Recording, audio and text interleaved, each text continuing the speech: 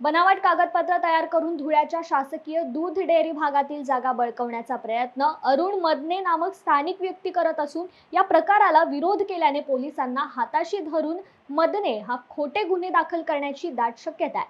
त्यामुळे पोलिसांनी या प्रकरणाची शहानिशा करूनच कारवाई करावी अशी मागणी परिसरातील नागरिकांनी जिल्हा पोलीस अधीक्षकांना निवेदन देत केली आहे। सहजीवन नगरात असणारी जागा ताब्यात घेण्याकरिता मदने यांनी गुंडांच्या माध्यमातून दहशत निर्माण करत असून त्याच्या या प्रकाराला विरोध केल्यानेच विशाल सोनवणे याला काही गाव गुंडांकडून मारहाण देखील करण्यात आली होती। पोलीस अधीक्षकांना निवेदन देत प्रसंगी विशाल सोनवणे, भूषण पाटील, ज्ञानेश्वर पाटील यांच्यासह परिसरातील नागरिक मोठ्या संख्येने उपस्थित होते।